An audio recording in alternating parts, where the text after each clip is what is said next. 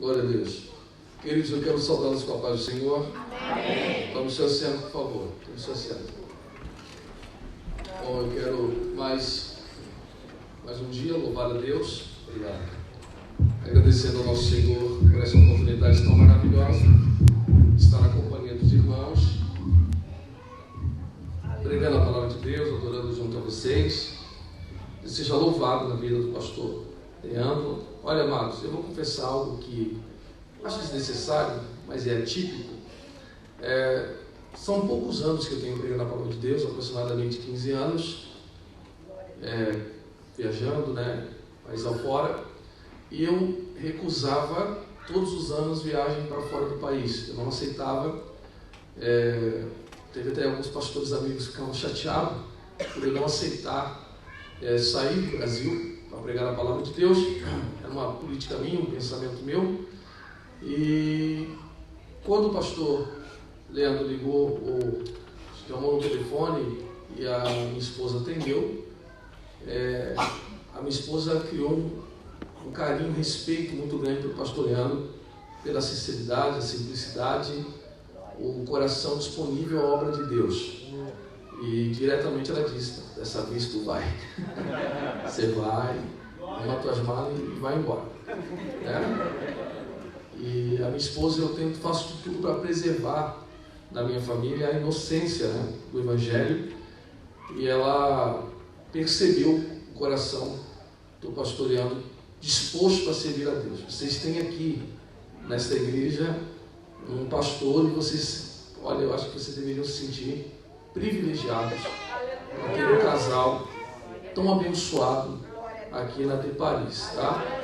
Que não usurpa a obra de Deus, não abusa da bondade dos irmãos, trabalha fora da igreja, se esforça, quer ler, quer aprender, quer se aprofundar. E estou dizendo isso, irmãos, que é uma raridade, ok? É uma raridade o que vocês estão tendo aqui. O que Deus mandou para Paris, uma preciosidade, e eu tenho certeza que esta igreja, se os irmãos permanecerem com esta alegria que as irmãs cantam, com esse ímpeto que vocês têm de servir a Deus, que muitas almas serão alcançadas aqui. Tá bom? De verdade. Porque a obra é de Deus, Um planta, outro rega, mas quem dá o crescimento é só Deus. E Deus tem caçado esses, E disse ao pastor Leandro, a sua esposa, que pretende daqui 3 anos não pregar mais, não viajar mais, não sair mais. Depois que casei, diminui muito a agenda. Agora que tenho meu gurizinho, diminui ainda mais a agenda. E acho que tudo tem um tempo. Sei que minha família não é favorável a isso, não pensa desta forma, mas eu acho que está chegando o tempo. Eu acho que você vai vendo coisas que vai te entristecendo, mas também quando você vê pessoas que amam a obra de Deus dessa forma, eu fico impressionado, maravilhado com isso, tá? Deus preserve você, pastor Leandro. Agora pode contar comigo quando precisar. Eu não digo de presença física, eu digo de conversa, auxílio, que pudermos fazer. Você lá, conte com a gente e com os nossos amigos. Eu já notifiquei a galera toda lá no Brasil. Encontrei um crente bom aqui na Assembleia do País, um povo crente. Falei para ele que nem parece que eu estou fora do país, O calor da igreja ainda me remete ao Brasil. Amados, quero também transmitir um abraço à doutora Roberta, Matheus Soares, um amigo nosso em comum, pastor Matheus Soares lá do Brasil. O teu cara está magrinho. Falou, manda um abraço para a cantora Roberta e para o seu esposo. O esposo está aqui? Tá? Transmitir um abraço para vocês. E se eu não mandar, ele me pega lá no Brasil, tá? Então está transmitido aí um abraço a vocês, tá bom? E é um prazer muito grande também conhecê-los. Amados, quantos querem ouvir a palavra de Deus, digam amém. Amém. Abra sua Bíblia comigo no livro do Apocalipse, capítulo de número 1.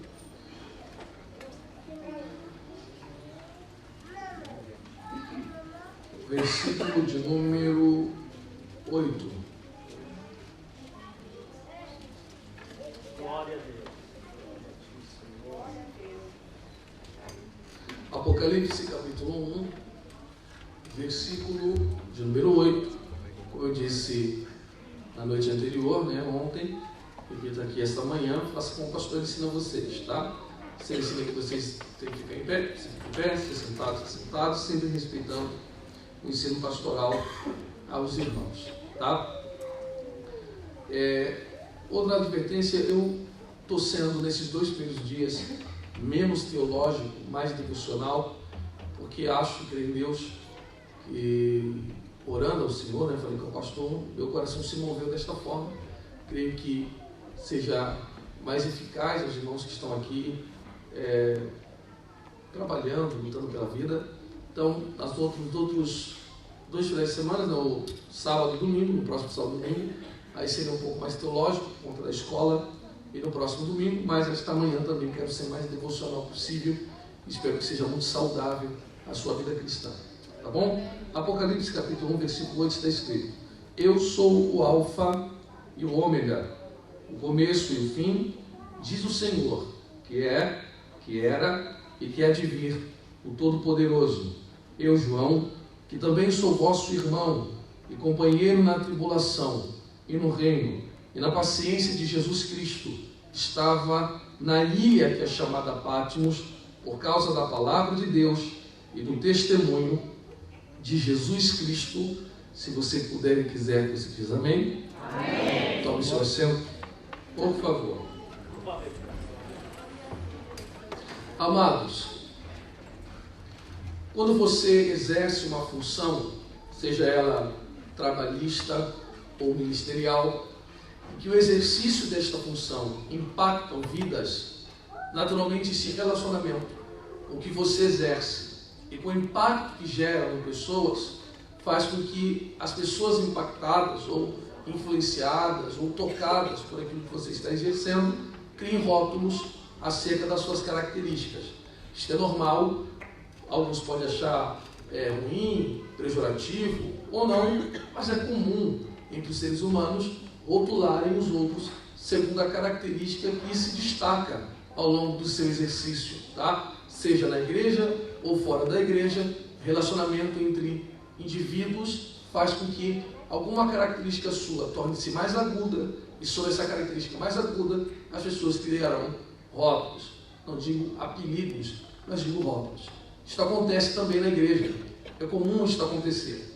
Por exemplo, nós aqui, que somos assembleanos, ou você que é de alguma igreja com cunho pentecostal, ou seja, que crê nos dons e na nossa confissão de fé, sabe que nós temos uma grande gama de pregadores e bons pregadores espalhados pelo mundo.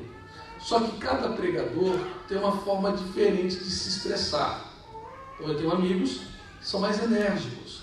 E esses amigos que são mais enérgicos são chamados aí, entre aspas, de avivalistas, não é? Claro que a expressão avivamento nada tem a ver com energia.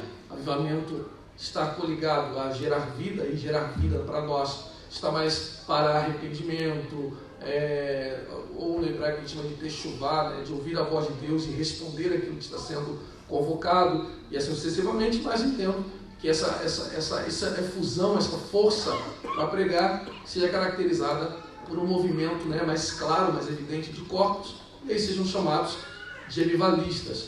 Tenho amigos que são mais pregadores, que Deus entrega a eles mensagens voltadas mais à disciplina, ao comportamento, que é no caso do pastor Eliseu Rodrigues, é um grande amigo meu. Então, naturalmente, as mensagens que Deus entrega ao pastor Eliseu são mensagens mais de confronto. Então, são pregadores que são rotulados dessa forma. Existem pregadores que são voltados só para a família, ok? Alguns amigos meus estudam, fazem psicologia, se especializam nesta área e entendem que precisam tratar especificamente de casais, filhos, pais e assim sucessivamente. Então são pregadores voltados para a família e assim sucessivamente. Eu acho que estou sendo bem claro. Eu sempre fui um rapaz voltado ao estudo bíblico. Então, se você tem uma universidade, você sabe disso, quando você cursa uma universidade, seja ela teológica ou não, você tem uma grade curricular, uma grade de matéria, você tem que cumprir essa grade de matéria.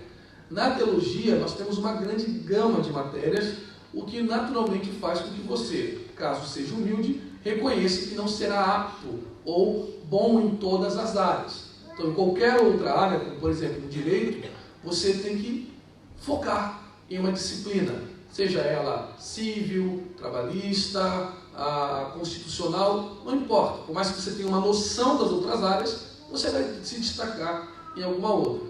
Então eu, mesmo que nunca tive, eu repito, nunca nem imaginei que poderia ser um pregador, eu era músico na igreja, mas gostava da palavra de Deus, e a pretensão que tinha era ser um bom crente na igreja que servia, ou no bairro onde morava, para pregar a palavra de Deus, e acabei ganhando uma bolsa de estudos na faculdade teológica do meu pastor, que via em mim o potencial de ser um pregador. Quando eu comecei a estudar, automaticamente eu me interessei por duas matérias especiais: hermenêutica, eu já compreende exegese, e hermenêutica é interpretação de textos, não é uma matéria exclusivamente bíblica. Por exemplo, no direito você tem hermenêutica, e homilética, que é a arte de esboçar sermão. Então a característica que tenho pregando desde os 17 anos de idade sempre foi algum tipo de conhecimento, o que faz com que eu, exercendo o ministério, sendo separado a vocação ministerial a partir dos 20 anos de idade, eu sempre fui solicitado pela igreja e pelos irmãos de outras igrejas para responder perguntas. Raramente alguém fala assim: pastor, ora por mim, pelo meu filho. Isso é muito raro, aconteceu comigo. Acontece mais com a minha mãe, que é uma grande mulher de Deus lá no Rio de Janeiro, que diz trabalho de libertação e frequenta muito aqui o Reino Unido. E naturalmente minha mãe é uma mulher dada à libertação, o demônio cai, a gente esfrega a cara no chão, uma coisa voltada para a cura divina, a revelação, essas coisas. Minha mãe é usada nesse manto aí. Eu já não, irmão, eu não giro, não corro, né? O anjo não me visita muito. Então as pessoas não me solicitam a isto, tanto na igreja. Eu prego no curso de ensino, eu dou gabinete, eu trato mais desta área, ok? Então todos os meses eu dou curso de ensino na igreja, participo de escolas bíblicas, desde os 24 anos de idade prego em convenções da Assembleia de Deus, e quem é Assembleia não sabe que isso é muito raro de acontecer. Então sou voltado ao ensino e à pregação. Então o que eu comecei a perceber? Que ao longo desses 15 anos pregando a palavra de Deus, ficou evidente que existem dois tipos de perguntas. Primeira pergunta: perguntas que são subjetivas. Segundo tipo, perguntas que são de cunho coletivo. Qual é a diferença dessas perguntas? Você vai entender. O que nos une aqui esta manhã é o propósito de servirmos a Deus. Então nós estamos unificados com o mesmo propósito de tributarmos a Deus aquilo que lhe é devido: adoração, comunhão entre santos, e aí sucessivamente. Mas cada um aqui vive em um contexto distinto. Ao término do culto, o pastor me presta a bênção apostólica, você vai para a sua casa, viverá os seus dilemas, suas bonanças, suas alegrias, suas tristezas, o que faz naturalmente que você faça uma reflexão do momento de vida que você passa. Por isso, um conceito subjetivo acerca da visão da vida. Então, cada um aqui está preso em um momento da vida e fazendo indagações acerca deste momento, seja de prosperidade, de falta de saúde ou de escassez, não importa, você veio com o objetivo de adorar a Deus e de entregar a Deus aquilo que você sabe que, não podendo alcançar, Deus pode resolver por você. Perfeito? Só que existem perguntas coletivas e que, de forma extraordinária, mesmo cada um tendo um contexto, essa pluralidade de contextos, que aqui é esta manhã, quando você retorna para sua casa ou eu retorno para o meu país, não importa, existem perguntas de cunho coletivo. A mesma reflexão que se faz na França acaba se fazendo no Brasil, a reflexão que se faz no Brasil acaba sendo feita no Reino Unido, na Escócia, Inglaterra ou nos Países Baixos, não importa, nórdicos, não é? Você acaba refletindo de uma forma coletiva. Dentro dessas reflexões coletivas, existe uma que parece não se aquietar nunca. E qual é esta reflexão? Por que é que a vida é tão injusta? Eu não sei se você já fez a reflexão da forma que eu acabei de construir, mas naturalmente você já se indagou em algum momento da vida, tentando compreender por que é que a vida é tão injusta. Como injusta? A sensação que nos dá é que a vida ela tem um desequilíbrio a favorecer aquele que não é tão justo, não trilha o caminho da justiça. E nós que nos esforçamos para estar no centro da vontade de Deus a cada dia, tentando vivermos uma vida de piedade, essa reflexão acaba sendo maximizada e a gente acaba tentando compreender por que é que aquele que blasfema tanto, ofende tanto a Deus, pratica tanto mal, parece ter uma vida mais próspera, mais fácil, mais alargada do que aquele que serve a Deus, que ora, jejua, tem comunhão e assim em diante. Essa reflexão sobre a injustiça da vida, ela não começa agora, é uma reflexão antiga que perturba desde a sociedade grega. Um filósofo ensinando na sua academia, na Grécia, dizia aos seus alunos que a virtude é a justiça, logo o inverso da virtude seria a injustiça, em que seus discípulos ou alunos deveriam se esforçar a praticar a justiça. E quando ele foi parado por uma interrogação do seu aluno, que dizia a ele que não concordava com aquilo que estava sendo dito, porque nunca viu alguém, ao trilhar o caminho da justiça, alcançar prosperidade de forma mais rápida do que aquele que trilha os caminhos, da injustiça, que sai de forma bíblica. Asaf, escrevendo o seu salmo, diz da seguinte forma: meus pés quase escorregaram da casa de Deus por observar a prosperidade do ímpio. Por favor, não confunda o ímpio com o homem natural. Tem muita gente que não serve a Deus. Salvação é uma coisa, mas tem muita gente que tem uma vida muito boa, uma vida de uma moral quase que intacta, casado com uma mulher só, respeita bem os filhos, respeita o pai e a mãe, é pagador dos seus tributos, é uma pessoa que não serve a Deus, mas tem uma vida reta. Este é o homem natural. O ímpio é diferente. O ímpio tem aversão às coisas do céu. O ímpio não gosta de igreja, não gosta de Deus, se incomoda com o aspecto de santidade. O ímpio tem a sua cabeça voltada para quase um hedonismo, podemos dizer. Seu prazer, ou a busca do seu prazer, está somente fincada na terra. Então Asaf diz: como é que pode um ímpio ter esse tipo de vida e aqueles que servem a Deus não ter? E aí o seu coração só acalma, só tranquiliza quando ele diz: e ao entrar na sua presença ou na sua casa, aí eu entendi qual é o final do ímpio e qual é o final dos justos. E aí o coração de Asaf se refaz. O que eu vou dizer aqui aos irmãos de início, porque temos um bom tempo para pensarmos e mergulharmos na palavra de Deus, vai gerar um pouco de desconforto, mas precisa ser dito. O que você dirá, Carlos, que gera um pouco de desconforto?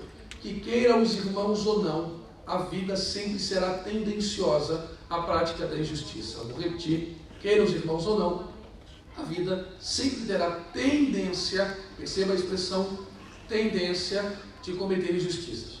E por que você diz que a vida sempre será tendenciosa ao acometimento de injustiças? Porque eu lembro que quando eu estava lá cursando Direito, tinha um professor de Sociologia do Direito, dava aula de Sociologia, que se dizia também ateu. Parece que virou moda, né? Os professores de faculdade não crerem em Deus.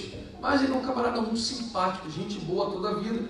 E aos intervalos da aula, a gente trocava figurinha. Ele acabou sabendo que eu era bacharel em teologia e ele, naturalmente, era doutor em sociologia. E a gente começou a trocar figurinha. Eu falava de teologia, ele falava de sociologia, a gente ia conversando, ele foi se interessando.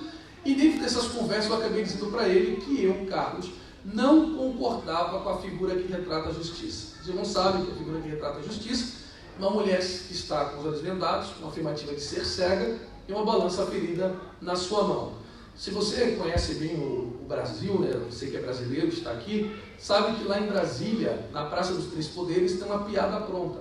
Em frente ao Supremo Tribunal Federal, tem uma estátua de cuidado que agora é crime. Se você falar alguma coisa do Supremo Tribunal Federal, lá no Brasil você é preso. Mas eu não ligo não tem problema não, né? Em frente ao Supremo Tribunal Federal, você tem uma figura que representa o direito, uma mulher sentada, com uma balança ferida nas mãos. E ela é cega. E aí está a piada pronta. Por que cega? Bom, eu disse ao professor que eu não concordava com essa figura, porque quando você personifica uma virtude, você personifica a virtude com os seus atributos. Então a justiça ser cega é um equívoco. Por mais que você diga, a justiça deve ser cega para julgar a todos de forma igualitária, sem distinção entre fortes, fracos, ricos, pobres ou etnia, né? Raça é humana, mas etnia é negros, brancos, mulatos, não importa. Não há diferença para a justiça porque ela não enxerga. Então quer dizer que para a justiça ser justa ela tem que ser cega? É um equívoco. O exercício da justiça nós chamamos de equidade. E o que é equidade? Equidade é dar a cada um aquilo que lhe é por direito. Aí você me pergunta, tá, pastor Carlos, quando é que a justiça é justa? A justiça é justa quando delibera as partes aquilo que é direito de cada uma. Alguém está me acompanhando? Diga amém, por favor. Amém. Perfeito? Isso é a justiça sendo justa. Só que para a justiça ser justa, a maior prova da justiça ou a frieza do seu julgamento está no flagrante. Então, o flagrante é quando o indivíduo é pego em ato criminoso, contra fatos não há argumento. Correto? Senão, cabe juízo. Cabe julgamento aí entre advogado, né, que ataca e que defende. E, naturalmente, vem esse que é mais contundente. Eu vou exemplificar aqui para os irmãos entenderem. Lá no nosso país, eu digo nosso porque eu acho que a maioria aqui seja brasileira, né? Mas lá no Brasil, eu tenho um amigo no estado do Rio de Janeiro que é um dos maiores advogados do nosso estado, e é muito amigo meu. A gente estava conversando, tomando café, há um tempo atrás na casa dele, e falando sobre direito, sobre justiça, essas coisas todas. O cenário político do Brasil está péssimo, não agora. O nosso presidente tem feito um bom trabalho, economicamente falando, comete alguns erros, mas é humano, mas o Brasil está avançando de alguma maneira. Mas na época daquele julgamento do mensalão, etc., estávamos conversando e disse assim, Carlos, eu peguei um caso que eu não costumo aceitar. Espere, qual o caso? Bom, um cliente meu, muito antigo, muito rico, me solicitou que eu defendesse o filho dele. Amados, não se engane, ok? Todo mundo pode ser processado. Ser processado não é ser condenado. Em todo processo cabe defesa, cabe ataque. Vence quem é mais contundente, ok? Então, a justiça ela está inércia, que a gente diz, ela tem que ser provocada. Então a justiça foi provocada porque diziam que o filho desse empresário tinha cometido pedofilia. E ele disse que não pega esse tipo de caso por um aspecto moral dele. Porque se você quer ser advogado um dia, aprenda que o direito não é emotivo. Todo mundo pode ser defendido, todo mundo pode ser atacado, ok? E aí vai da ética de cada advogado. Existe uma relação entre advogado e cliente que não pode ser quebrada. Ele disse ao cliente dele, olha, eu não aceito esse tipo de caso, mas como você é um cliente meu muito antigo, muito querido, eu vou defender teu filho, mas preciso conversar com ele antes. Então uma dica, se você está recebendo um processo e você mente para o teu advogado, você está colocando uma corda no pescoço. Salvo o caso, não sei se ficou muito famoso aqui na França, do jogador de futebol, uma determinada moça do Brasil, acusada de estupro, e ela cometeu fraude processual. Ela vai ser presa. Ok? Porque ela mentiu. Por isso que trocava-se de advogado. Então ela não tinha provas daquilo que estava dizendo e dizia tê-las.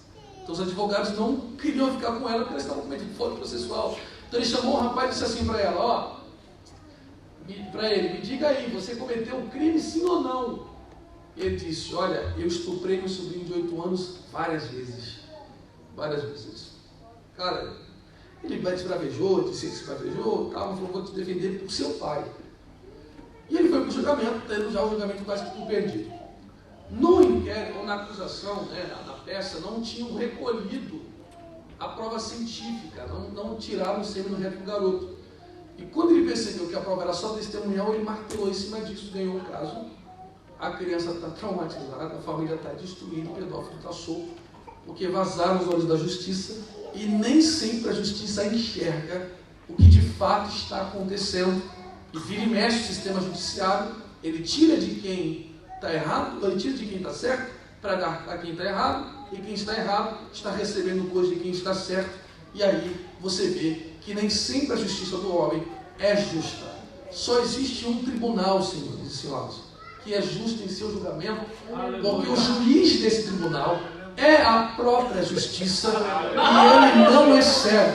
O que significa dizer que o salmista diz, para onde eu fugirei do teu flagrante? Se eu subir, tu me pega. Se eu descer, tu me pega. No celular, tu me encontra. E essa é a nossa esperança. Se a justiça dos homens falharem, a de Deus jamais falhará para a glória do Senhor. Santo e bendito nome.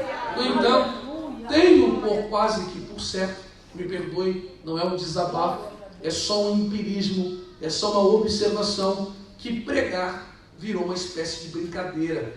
E a gente está colocando no altar pessoas que não, amados, se para você ser engenheiro, você estuda engenharia, se para você ser advogado, você estuda direito, por que para ser pregador eu não faço teologia? É um sério, é um sério. Eu não estou dizendo que você precisa ser um doutor, mas você precisa saber um pouquinho só, o básico, sei lá, o que você está dizendo. O problema é que nós, pentecostais, parimos o neopentecostalismo. O filho é nosso. O filho é nosso. Ok? E no neopentecostalismo, não se cria uma estrutura de raciocínio para aplicar uma verdade. É só, como eu disse ontem, ouro e prata ou coaching. Para vencer, coitado, você é um coitado. E às vezes a consequência que a pessoa está vivendo é por conta dos seus próprios atos. Mas isso é uma outra observação. Mas a gente começou a colocar no altar e isso começou a gerar uma fragilidade na igreja. Então, se eu servir a Deus, e eu poderia citar nomes aqui, mas por ética, eu deveria, mas por ética não falei, para não cometer a Lashon Hará, língua venenosa, e não acabar me tornando leproso por conta da Lashon Hará, eu não vou citar nome de ninguém, porque cada um vai para a igreja que quiser, ok? Mas há um grande líder no Brasil, que trabalha na TV, que diz que depois que virou crente nunca ficou doente, e que ficar doente é um equívoco, isso é um pensamento de confissão positiva. Como é que crente não pode ficar? Irmão, é um pensamento completamente distante da palavra de Deus, ok? Mas Paulo diz que nos últimos dias sobrevirão tempos em que os homens ouvirão aquilo que traz comichão aos ouvidos e se voltarão a desejos e se distanciarão daquilo que gera saúde. Então é normal aquilo que gera saúde estar mais mirrado do que aquilo que não gera saúde está mais cheio, que está o evento de Elias com os profetas de Baal, mais de 800 profetas de Baal, num lugar que nem cai fogo, só sacrifício, se corta, chora, solta a fumaça da cambalhota, solta o fogão de luz, e o altar que é reparado, só tem um só, porque reparar o altar dá trabalho. Mas tudo bem. Nós temos uma lei que nós aprendemos da Bíblia, e é bíblica, e nós acreditamos ser inquebrável porque é inquebrável. Por exemplo, tudo que o homem semear, certamente ele colherá, também é bíblico. Se você planta vento, você colherá tempestade. O que significa dizer para vocês que nós temos essa concepção de vida, que se eu plantar muito, eu vou colher muito. Claro, isto é uma coisa óbvia e direta. Não dá para você plantar banana e colher abacate. O que você planta, você automaticamente colhe. Mas, se isto é uma verdade tão absoluta, por que é que você planta tanta bondade e colhe maldade? Por que é que você abraça tanto e você não recebe abraço sempre? Por que é que você é tão amigo e você nem sempre colhe amizade? Porque a vida tem esse desequilíbrio, a injustiça. E na minha humilde opinião, o apóstolo João é, abaixo de Cristo, no Novo Testamento, um dos homens mais injustiçado de todo o Novo Testamento. Por que mais injustiçado? Na verdade, eu sou meio suspeito de falar de João, porque é o apóstolo que eu mais aprecio, mais me impressiono, mais me encanta. E eu vou mostrar para vocês aqui alguns motivos de eu entender por que João é tão prejudicado. Primeiro, João nem sempre foi um bom apóstolo.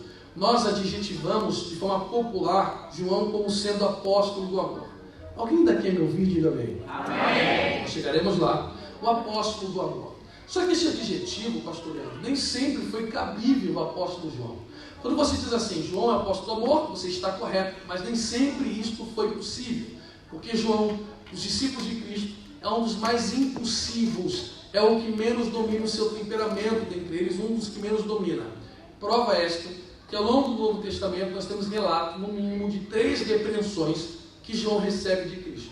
Dessas 3 repreensões que João recebe de Cristo, numa delas, João está olhando a Cristo e está dizendo assim para ele: quer que roguemos a Deus que mande fogo do céu para matar samaritano? Eu não sou mais inteligente, mas eu desconfio que quem ama não deseja ver fogo do céu cair para torrar o seu próprio irmão, ainda que às vezes dê vontade de orar a Deus por isso, nós não o fazemos. Então João é o tipo da pessoa que entra para o Evangelho, mas não só entra para o Evangelho, permite o Evangelho entrar nele. João não é só alguém que entra para a igreja, ele se torna a igreja. E quando você se torna a igreja, o apóstolo Paulo escreve em Gálatas capítulo 5 que o fruto no singular do Espírito é amor, e tem 9 vitaminas, dentre essas vitaminas, domínio próprio. E aquele que outrora queria que fogo do céu descesse para consumar aquele que pensa de forma diferente dele, agora está abdicando do seu exercício apostólico, sumindo do diácono dos apóstolos, para cuidar de Maria, mãe de Cristo, na sua viuvez. Só depois do falecimento de Maria é que ele passa a exercer o seu apostolado. Eu vou te dizer mais. O livro é meio polêmico, para alguns, mas é muito utilizado em academia teológica. Te recomendo a comprar, porque conhecimento não ocupa espaço. Escrito por um homem chamado Eusébio de Cesareia, que escreve um livro chamado História da Igreja. Eusébio de Cesareia é discípulo de Clemente, e Clemente, discípulo do apóstolo João, dizia a Eusébio que João, com os cabelos brancos, já velho, ganhou um jovem para Cristo. E percebendo que esse jovem tinha um potencial de ser um pastor, chamou esse jovem para perto. Felizmente, esse jovem acaba se afastando de Deus, e João tenta saber onde está o moço. Preocupado com o paradeiro do rapaz, João acaba descobrindo onde o garoto está, se desloca ao encontro do moço. O moço, constrangido pelo seu estado pecaminoso, foge de João. Enquanto ele foge de João, João corre atrás do garoto dizendo: não corra, não corra, espere, pare. O garoto, convencido pela persuasão de João, para de correr. João abraça o garoto, externa essa frase: por que foges de mim? Se Deus não desiste do homem, quem sou eu para desistir de você? Primeira qualidade do apóstolo João: domínio próprio. Segundo, cuida da viúva. Terceiro, já velho, ancião, corre atrás do perdido. Digo mais, um dos principais fundadores da igreja de Éfeso. Digo mais, tão íntimo de Cristo que relata no seu evangelho que reclinava a cabeça no peito do mestre ao ponto de ouvir seus batimentos cardíacos. Digo mais, diferente do apóstolo Paulo, que na minha concepção é um bom teólogo, mas um péssimo pastor. E eu repito, para mim, Paulo não foi um bom pastor, só aprendeu a ser um bom pastor depois que recebeu um espinho na carne. E aí eu digo para todo mundo: não importa qual é o espinho, não importa, o importante é o efeito que o espinho traz. E qual é o efeito que o espinho traz? Antes do espinho, leia aí, Paulo diz: dos apóstolos eu sou maior, sou digno de ser chamado apóstolo, sou hebreu dos hebreus, eu sou o cara, eu sou o top, eu sou o bom. Joga fulano na mão do diabo. Aí ele diz: você está tão inchado para nada, toma um espinho na carne. Quando colocou o espinho, ele diz: sou menor, tira o espinho da minha carne, nem digno de ser chamado apóstolo eu sou, tenha piedade. Está entendendo? Então não importa o espinho, porque cada um tem o seu. O importante é o efeito que o espinho traz. E ele diz: eu não tiro o espinho para você entender que é a minha graça que levanta, que abate, que renova. Alguém pode glorificar a Deus por esse pensamento. Mas João, vendo a igreja abraçando o pensamento gnóstico, e aí não vou ter tempo de explicar, porque é uma outra mensagem do gnosticismo, escreve na sua primeira epístola pastoral, dizendo no capítulo 2: filhinhas, essas coisas eu vos escrevi para que não pequeis.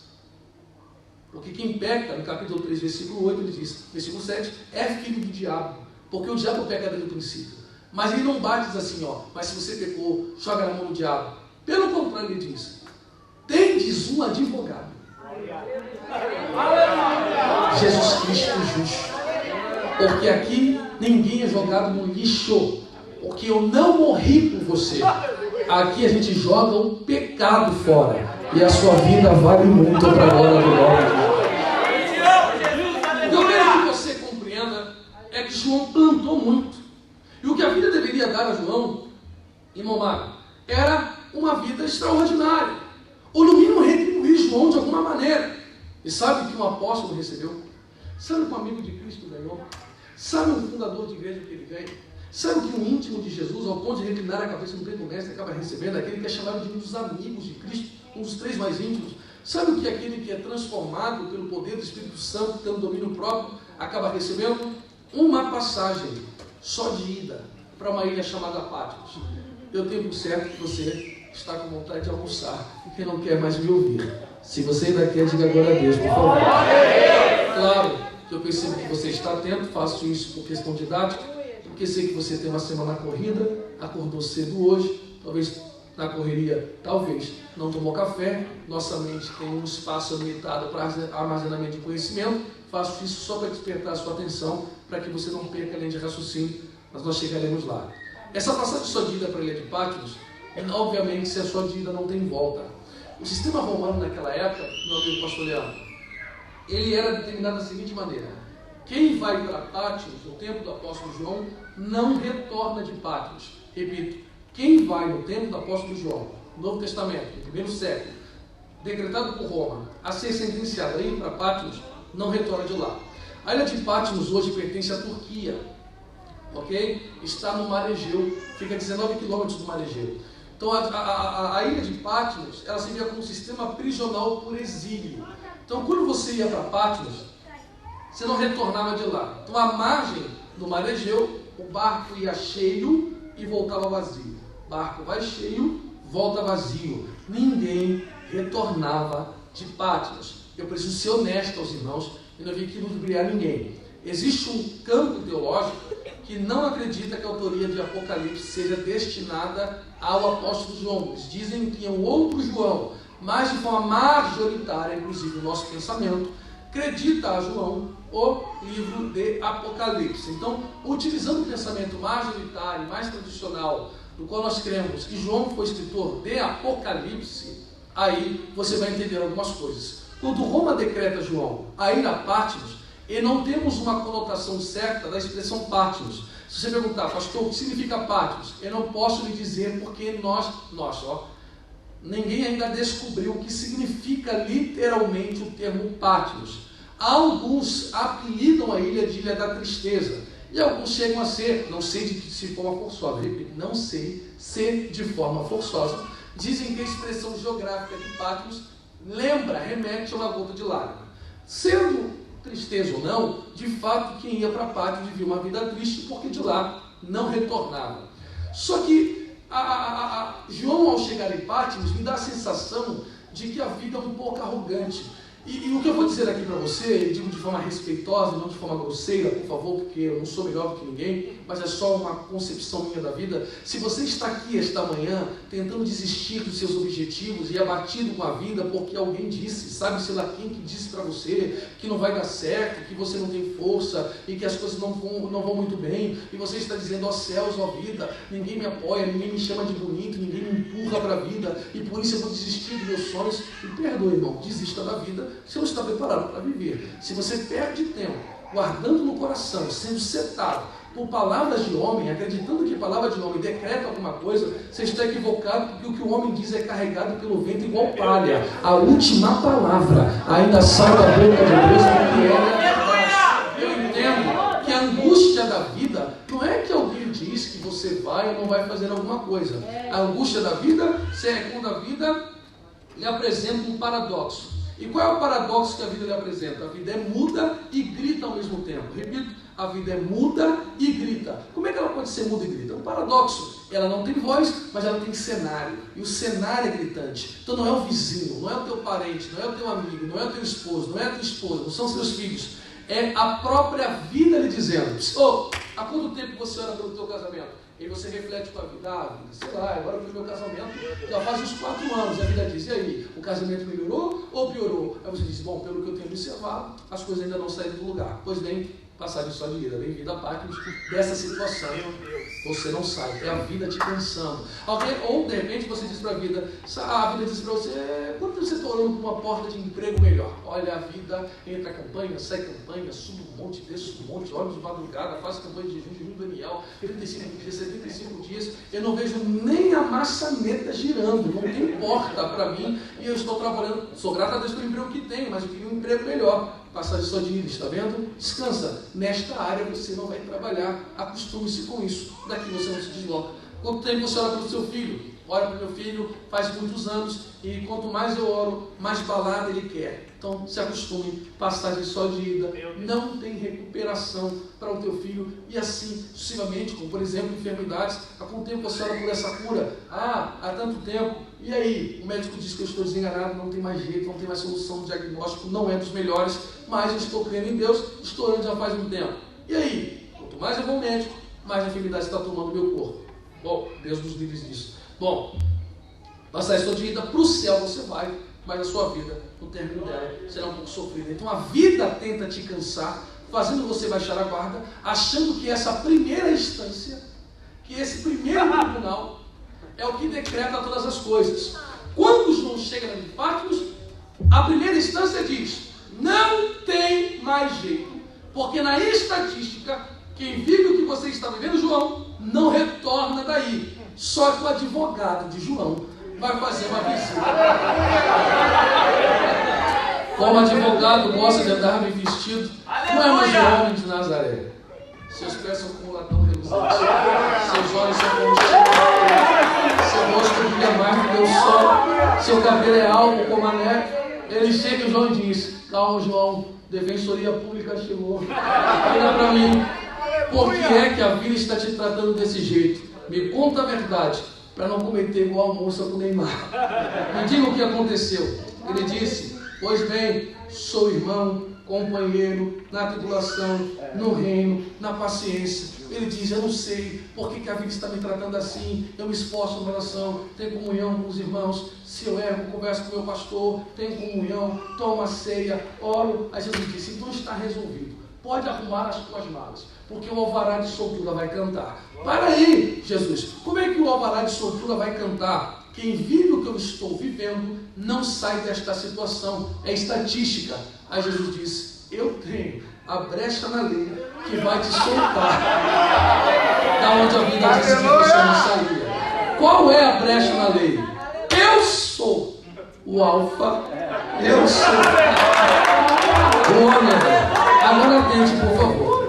Olha, eu não sei como é que funciona aqui na França. Tem biblioteca ou livraria brasileira. Eu não sei como é que funciona aqui de fato, tá bom? Mas se você for ao Brasil, né, visitar seus parentes, você vai na CPAD, por exemplo, você tem uma Bíblia chamada Brit Hadashah, está como Bíblia judaica, tá? E ela vende na CPAD, é uma boa Bíblia. Eu não sou estudante de grego, minha mãe também é formada em teologia, e minha mãe entende mais de grego do que eu. Eu sou estudante de hebraico, bíblico, um hebraico conversação. E no Novo Testamento, que é chamado de Brit Hadashah, Novo Testamento, né, que é a Nova Aliança, eles não chamam de Novo Testamento, nem de Velho Testamento, eles chamam de Nova Aliança. E na Nova Aliança, né, judaica, no versículo 9, você tem um acréscimo que encaixa de forma perfeita ao texto. E o que encaixa de forma perfeita? Ele diz assim, na Brit Hadashah: eu, João, que também sou vosso irmão e companheiro no reino e na tribulação e na paciência de Jesus Cristo, estava exilado. Quem me escuta, diga amém. Amém. Exilado na ilha chamada Patmos. A palavra exílio, do hebraico para o português, vem do termo golá. Golá é exílio no hebraico. Só que a palavra golá não tem a primeira letra do Aleph-Bet, alfabeto hebraico, não tem a primeira letra. A primeira letra do alfabeto hebraico é Aleph, a última letra do alfabeto hebraico é Tav, e não tem essa primeira letra no termo exílio. Se Jesus está dizendo: eu sou a primeira letra, ele está dizendo assim para João: João, onde você está? João diz: no golá, no exílio. Aí Jesus diz: então eu sou a letra primeira que vou me encaixar, que vou entrar no teu exílio. Se você escrever, é que eu dei mole, mas no sábado, como o sábado será fechado, no domingo que será aberto,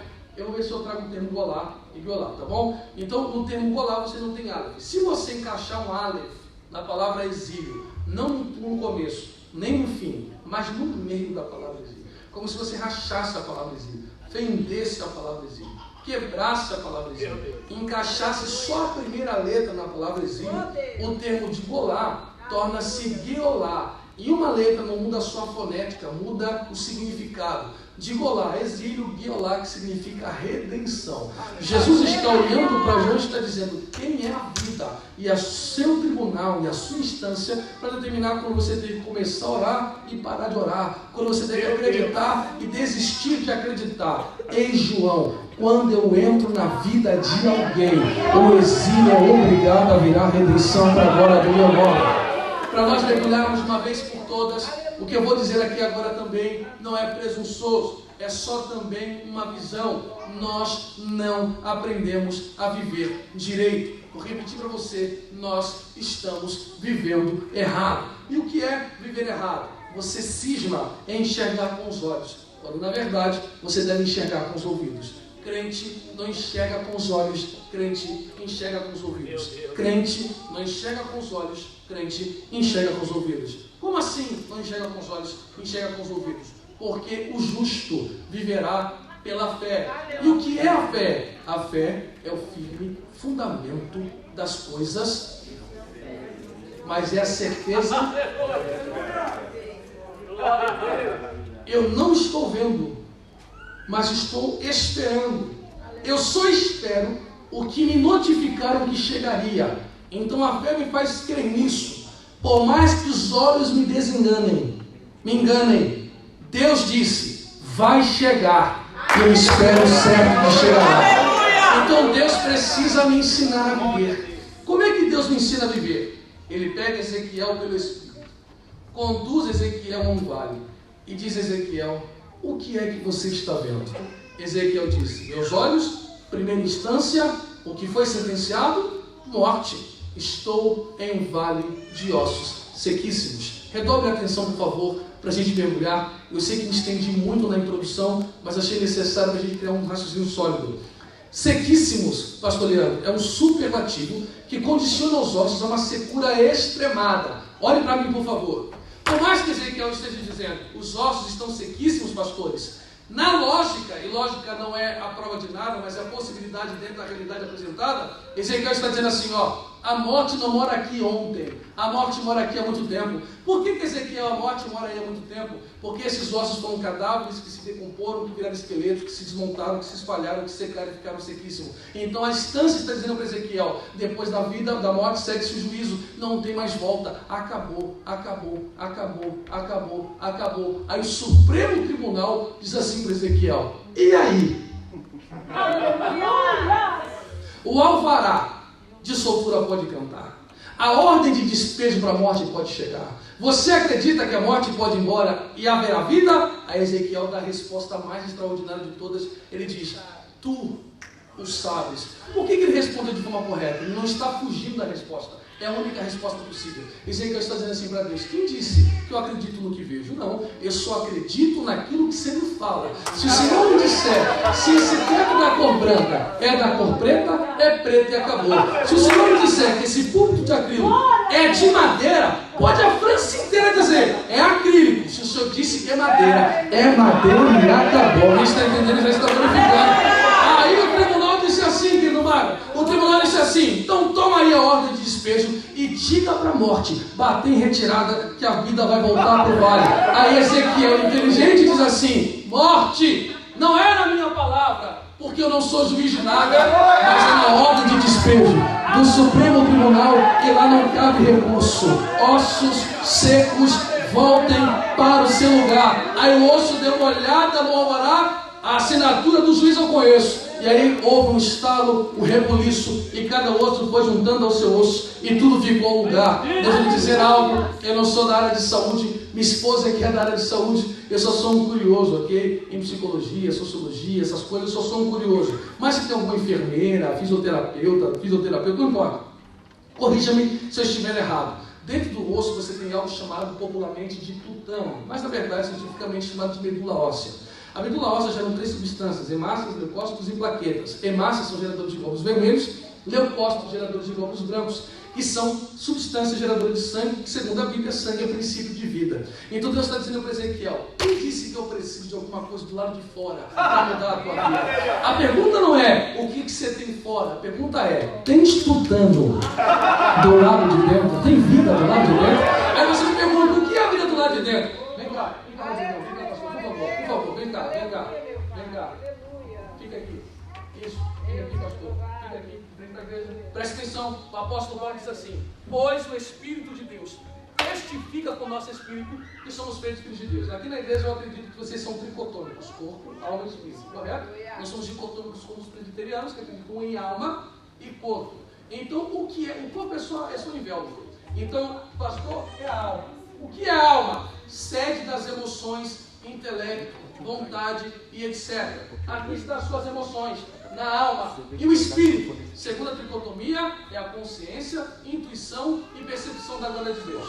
para Paulo, o Espírito de Deus não encosta primeiro na alma, para depois tomar o Espírito. Primeiro, ele encosta no Espírito, para o Espírito tomar a alma. Sem Deus, sem enterrar os olhos nos ouvidos. Será que você quer ouvir mesmo? Sem enterrar os olhos nos ouvidos, acontece o inverso. Sem Deus, sem a graça, sem a fé, você vive assim. A instância solta a sentença, a alma está no Espírito. A alma está dizendo assim, ó, chora, desespera, para, tira, baixa a guarda, não tem jeito, não tem solução, não tem como resolver, não tem porta aberta, vai embora, desista de tudo, joga tudo pro alto. O Espírito de Deus faz o seguinte: tira os olhos da sua cara, enterra nos ouvidos, e aí o desequilibrado deixa a emoção falar mais alto do que a consciência. Todo desequilibrado deixa a emoção falar mais do que a consciência. Mas como nós somos humanos, dado ao desequilíbrio pela primeira instância da vida e as suas injustiças, o Espírito de Deus encosta na tua consciência e diz para a consciência: para de deixar uma te chacoalhar, e diga para as tuas emoções: tu és filho de Deus. Levante a tua mão mais alto que você puder, não baixe a sua mão, levante a sua mão mais alto que você puder, porque eu vim profetizar de olhos abertos e sem medo de errar. Pode preparar o culto de ação de graças que você dará, porque a partir desta manhã, princípio de tarde, não passará. Haverá um rebuliço tão grande na sua vida que as estatísticas da vida serão contrariadas. Deus trará o impossível para o possível, para o nome dele ser glorificado na sua vida, na sua casa, na tua família. Quem acredita que Deus tem poder para mudar a história do homem, abre a tua boca, dê uma rajada de glória e celebra Deus.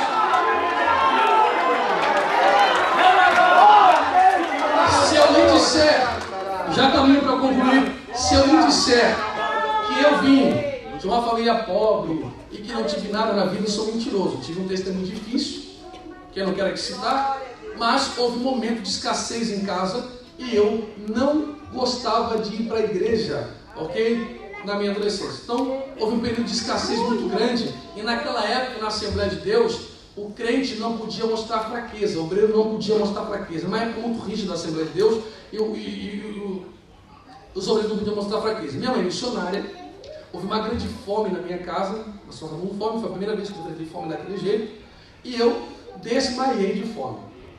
Minha mãe não gostava de mostrar fraqueza, ficava esperando em Deus, e aquilo me revoltou muito. Eu disse para minha mãe: como é que é isso aí? Casa de ferreiro, espeto de pau, milagre só na casa dos outros, aqui Deus não opera? Minha mãe tirou o olho da cara, enfiou nos ouvidos, dobrou o joelho na cozinha e disse assim: eu sou mulher de Deus. Isso aqui é para quem crê, velho. Isso aqui é para quem crê. Que nem crente eu era. Plantou o joelho na cozinha e disse: eu sou mulher de Deus. Antes que a tarde abraça a noite, Deus manda a providência na porta da nossa casa. Eu olhei para ela e disse: vou sentar aqui para assistir a senhora passar vergonha. Ela disse: senta aí, vem Deus trabalhar. Minha mãe varrendo a casa, e tinham 2 CDs lá que quase viraram um outro furo. 3 CDs que era Cassiano, Lauriette e Shirley. E eu no mundo cantarolava de tanto que eu me escutava. E eu lembro que aquele dia ela ouvia Lauriette e ouvia. O que mais marcou naquele dia foi a canção da Cassiano. Ela dizia: Deus não rejeita a oração, oração é alimento. Nunca vi um justo sem resposta ou ficar no sofrimento. Basta somente esperar o que Deus irá fazer. E cantando, varrendo a casa, quando começou o esporte, era mais ou menos 1h15. Ela disse: abre aí. Abre aí que eu estou fascinando. Quando eu abri a porta, o pastor presidente. E o pastor presidente disse: a missionária está em casa. Ele disse, está assim, Senhor, porque ele disse, chama ela e diga para ela que quando eu passava com o carro em frente à casa de vocês, o Espírito de Deus entrou no meu carro e disse comigo, meu servo, dá meia volta, entra no mercado, faça as compras da minha serva e diga para ela que enquanto ela me adora, eu vou mudando a sentença dela. Coloque a mão no ombro do crente que está chorando, no ombro dele, no ombro dela, no ombro dele. Chacoalha ela, chacoalha ele e diga esta manhã, enquanto você adora pela fé, Deus trabalha na sua vida. Enquanto você está exaltando a Deus com os olhos nos ouvidos, teu vale terá um rebuliço. Eu estou sentindo a presença do Espírito Santo. Só entendendo o que eu estou pregando, desperta de Paris, dá um pulo nessa cadeira, uma casada de glória. Adore ao Senhor teu Deus. Aleluia.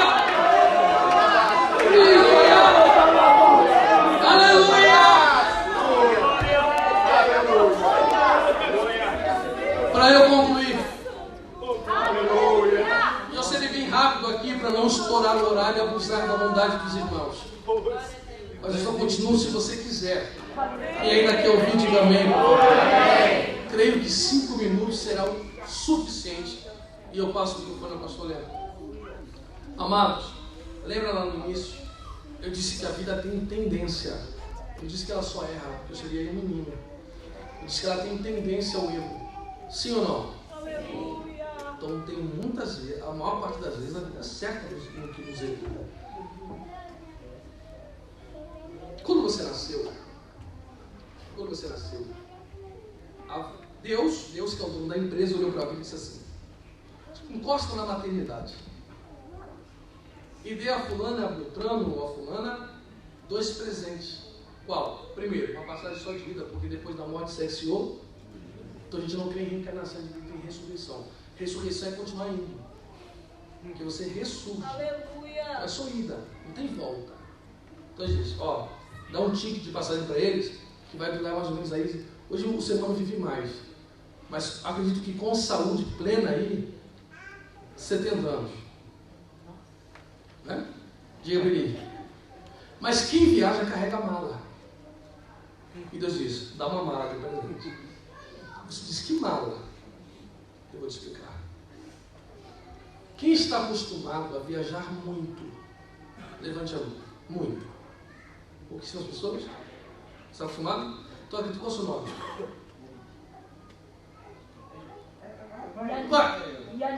Yannick.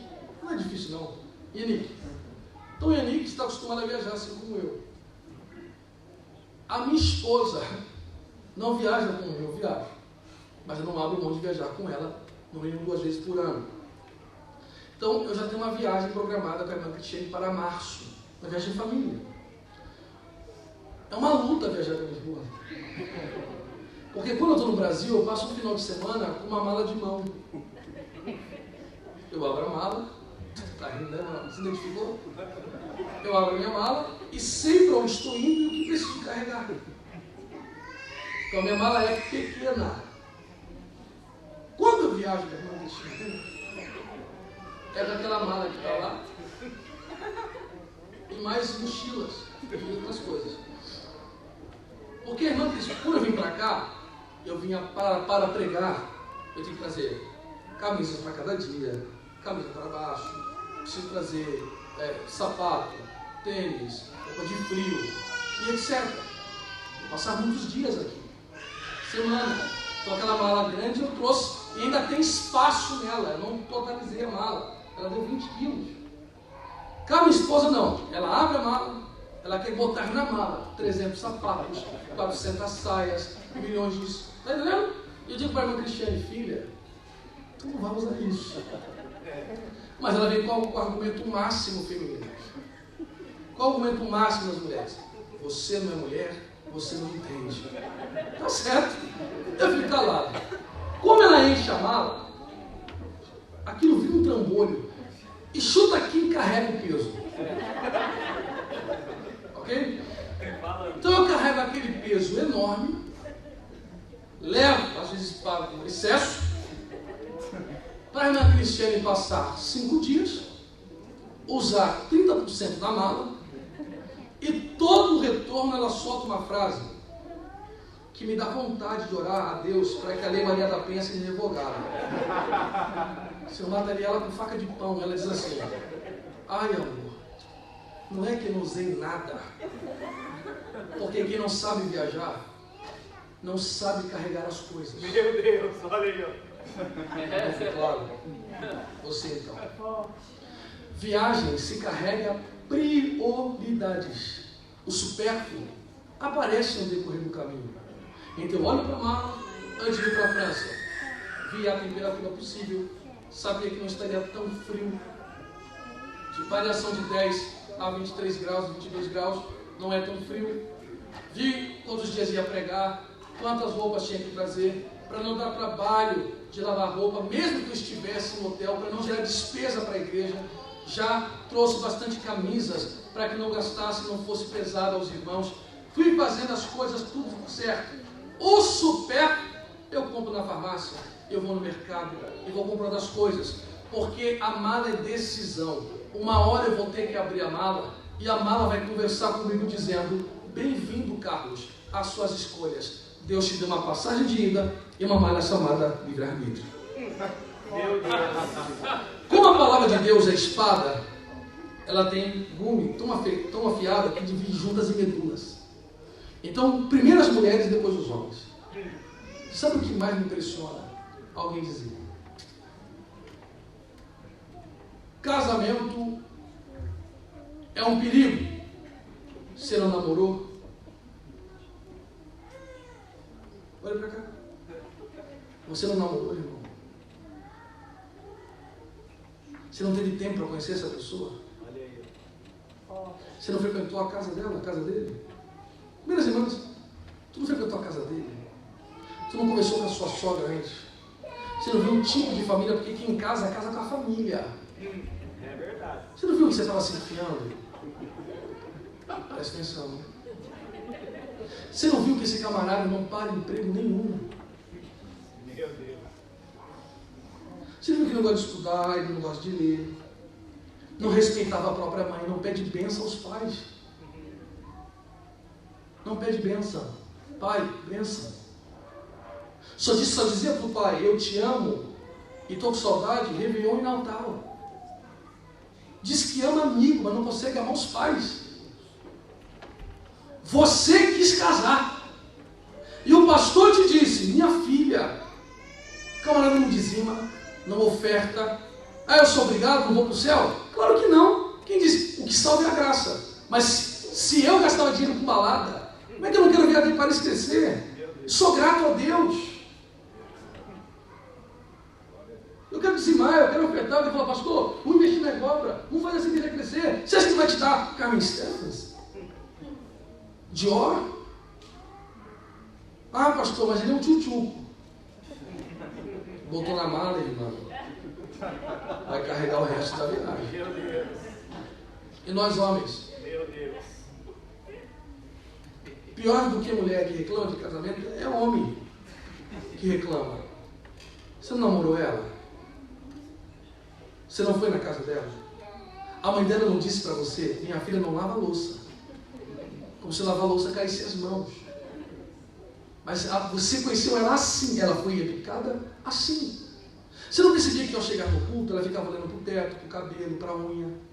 Você não percebeu que ela não dobra o joelho, ela não agradece a Deus, ela não fecha os olhos, ela não ergue as mãos? Você não percebeu que ela nunca leu a Bíblia? Ela coloca no Salmo 91, deixa em cima da estante, achando que isso é um amuleto para a fé. Você não percebeu que ela se esquiva da igreja, vem com preguiça? Mas você dizia: ai pastor, quando o ventilador bate, os cabelos dela soltam um cheiro, e olha, Deus, como flecha acertou meu coração. Meu Deus. O pastor te disse: filho, ela não ora, não tem compromisso, só entende marca de roupa, de perfume, não será uma boa esposa, não vai orar por você, não fará jejum. Se você tiver um ministério, tu vai padecer. Mas você quis casar, porque você dizia: é um violão, agora é um banjo. Botou na mala, meu filho, vai carregar o resto da viagem. Estou descontraindo de forma proposital para que não seja muito duro. Porque eu não gosto de bater na igreja e acho péssimo isso. Eu acho que você consegue repreender com graça. Quem acredita nisso, diga amém, por favor. Senão vai parecer arrogância. Quantos aqui querem ser ricos? Levante a mão. Teve gente que... Ai, meu Deus. Deixa eu te dizer, para de ser franciscano. Dinheiro nunca foi problema. Amor ao dinheiro é que é problema. Se você ama o dinheiro, você está com problema. Mas dinheiro ajuda muita coisa. Você pode sustentar missionário, você pode fundar a igreja, você pode abençoar a tua família, você pode... Sim ou não? Sim. Claro. Aí um rapaz me perguntou, já fechei aqui. Pastor, por que judeu é rico? Eu disse, você quer o espiritual ou quer o físico? Ele disse, o espiritual eu sei, eu quero o físico. Eu disse, eles já vão alfabetizados para a escola. Dos lemas da vida do judeu, um deles é escrever livro. São chamados de ratos de biblioteca, os maiores ganhadores de prêmio Nobel do mundo. Se quiser, eu vou dando mais. Lembra quando a tua mãe dizia, leve a sério o colégio?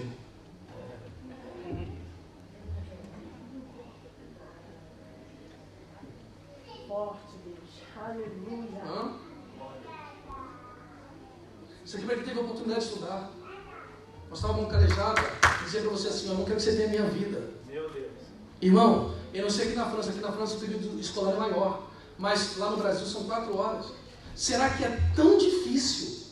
Será que é tão difícil sentar e entender o que já inventaram? Você não tem que criar nada, é só entender o que já criaram. Mas o negócio era bagunçar. Mata a aula, fingir que estava doente. Aqui não, só acontece lá no Rio de Janeiro, não tem essa coisa. Soltar pipa, jogar bola, ser popular. Era só essa meta de vida. Você achava que a sua vida terminava com 18. Hoje você tem 30, uma família para sustentar, e no seu currículo não tem um diploma. Nem de ensino fundamental. E aí Deus é ocupado. Não confunda prosperidade com riqueza. Deus te faz próspero. Com pouco que você tem não te falta nada. Isso é prosperidade. Riqueza é outra coisa. Aí Deus seria injusto pegar quem não se esforçou para nada e ficar rico. Eu acho que eu vou apanhar, eu vou parar de falar. Quem quer ouvir ainda, diga amém. Amém. Claro que eu coloquei graça para não ser duro demais. Mas se você está me ouvindo, eu concluo aqui, pastor, você deve estar refletindo. Pastor, quem dera se eu pudesse voltar no tempo. Se eu pudesse voltar no tempo, eu diria sim quando disse não, eu diria não quando disse sim, ouviria mais meus pais, oraria mais, pediria conselhos ao pastor, leria mais a Bíblia, faria uma faculdade, faria uma vida melhor meus filhos. Aí eu te pergunto, cadê tua passagem? Só de ida, irmão, não tem volta. Vou morrer frustrado? Frustrada, pastor? Não, porque além da primeira letra, ele é a última. E a última letra é um tav. Um tav é um T, entender assim, ó, uma linha vertical. Eu devia ter escrito. Uma linha vertical, uma linha horizontal e uma linha vertical com uma dobrinha assim. Se você separa essas duas partes assim, isso aqui é um Dalet, que equivale ao D, e essa letra aqui é um Nun Soft, que equivale a N final. Você tem 2 tipos de N no hebraico, um Nun normal, de início e meio de frase, e um Nun Soft, que é um Nun final. Um Nun final, ele tem uma linha assim. Presta atenção. Letra D e N no hebraico é o radical da palavra Dan. Se tu não dá um glorinha a Deus aqui, irmão, eu vou acertar a tua cabeça daqui. Presta atenção. Dan, quem é Dan? Uma das 12 tribos de Israel. As tribos de Israel estavam acampadas, cantora Roberta, em torno do tabernáculo de Moisés, sim ou não? O tabernáculo de Moisés era quase isso aqui, um retângulo. Você tinha 3, 6, 9, 12 tribos. Em cima da torre, escuta aqui que eu vou terminando aqui. Em cima do tabernáculo, você tem uma nuvem. Então a nuvem faz isso aqui, pastor Leandro. Quando a nuvem sobe, a ordem é: desmonta a tenda e vai. Quando a nuvem para, qual é a ordem? Para e monta a tenda. Eles estão no deserto. Onde eles estão? Deserto não é pavimentado, então você vai sem saber caminho de volta. É o processo da vida. Qual é o processo da vida? Nós estamos no deserto da vida, rumo a Canaã, guiados por uma nuvem. E essa nuvem diz assim, ó, vai para construir ali, para construir. Vai para construir ali, para construir. Então a vida é uma sucessão de uma ida sem volta, de construir uma manhã com as peças que eu carrego hoje. Então Deus está dizendo, preste atenção no que você pega hoje, para o teu projeto amanhã não ficar torto. Preste atenção no que você carrega hoje, para o teu projeto amanhã não ficar torto. Qual é o nosso problema? Somos ansiosos demais. Quando a nuvem diz, vai, você foi sem pensar direito, não orou, não pediu, não clamou, não ouviu pai, não ouviu mãe, e foi. Quando você foi, algumas peças ficaram para trás. E quando as peças ficaram para trás, você foi, dá licença, pastor, você foi construir uma manhã. Quando você foi construir, você percebeu que o projeto para ficar reto começou a ficar torto. Porque peças que você tinha que carregar se perderam no chão do deserto. E como não é pavimentado, não dá para voltar. Se não dá para voltar, o projeto vai ficar torto. Então hoje, com a consciência cristã, você diz, quem dera se eu fosse crente antes, quem dera se eu tivesse aceitado Jesus antes, quem dera se eu tivesse orado mais, o meu projeto ia estar mais reto. Mas se você está no deserto, é sinal que você não é mais escravo do Egito. E como você não é escravo do Egito, quem te guia é Letatave. O Deus que te arrancou do Egito, deixou das 12 tribos, uma tribo esperar. Qual é a tribo que espera? A tribo de Dan. Todo mundo carregava uma coisa, a de Dan ficava. Qual é o objetivo de Dan? Fiscalizar o chão. 11 tribos iam. Alguém está entendendo, já está dando glória a Deus. A tribo de Dan fiscaliza o chão. Todo mundo indo e Dan assim, ó. Deixa eu ver se um desesperado, se um ansioso, deixou uma peça cair. Dan pegava a peça, ia até o acampamento e dizia, não precisa mais chorar. Porque depois que você abandonou a vida de escravo, porque recebeu o cordeiro pascual para o lado de dentro, Deus me deixou na tua retaguarda para restituir o tempo que foi perdido lá em Deus. Alguém pode dar glória a Deus se você acredita? Para eu concluir, levante a mão lá em cima, mais alto que você puder, mais alto que você puder. Eu tenho que por certo, que a tua vida e os teus projetos não terminarão tortos, porque o teu Deus é o Deus que faz te dar a segunda oportunidade de viver o melhor nesta vida. Quem está recebendo e acreditando, dê um grito de glória a Deus mais alto que você já deu e fica de pé comigo glorificando ao Senhor. Glorificando ao Senhor.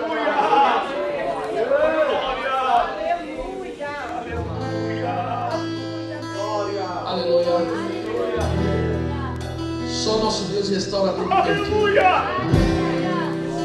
Só nosso Deus restaura o tempo perdido. Eu posso fazer diferença amanhã, pastor? Eu quero fazer uma oração. Irmão, não existe esse negócio de oração forte. Não existe oração fraca. Oração é oração. Tem oração fraca. Eu quero fazer uma oração direcionada, com objetivo. Se você ouviu esta mensagem, não importa qual parte da mensagem falou o seu coração, seja você refletindo, pastor, olha, quando eu estava no pecado, errei tanto, fiz tanto, poderia estar melhor, mas eu reconheço. E a Bíblia diz, se meu povo se chama pelo meu nome, se humilhar e orar, e se converter dos seus maus caminhos, eu, Senhor, ouvirei dos céus, perdoarei o pecado e saro a terra. Está na hora da sua terra voltar a dar fruto, pela glória do nome do Senhor Jesus Cristo. Quem recebe o que eu estou pregando, diga glória a Deus, por favor. Ou passando por um processo de injustiça, eu quero orar por você. Se você receber esta palavra, sai do seu lugar, vem aqui na frente. Eu quero orar por você, não vou nem colocar as mãos, só quero especificar pessoas, especificar vidas, e eu quero estar orando pela tua vida. Tem mais alguém que quer receber essa oração? Crente ou não, nós queremos orar por você. Nós queremos orar por você. Não importa a tua mensagem, porque eu não posso fazer nada, mas Deus pode. Deus faz. Deus faz.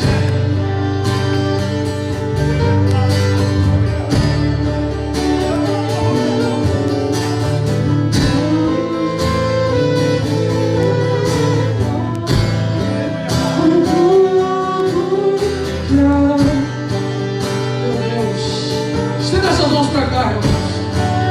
Vocês que ficam aí, isso. Vamos orar. está o teu povo, aqui estão os teus filhos, Pai.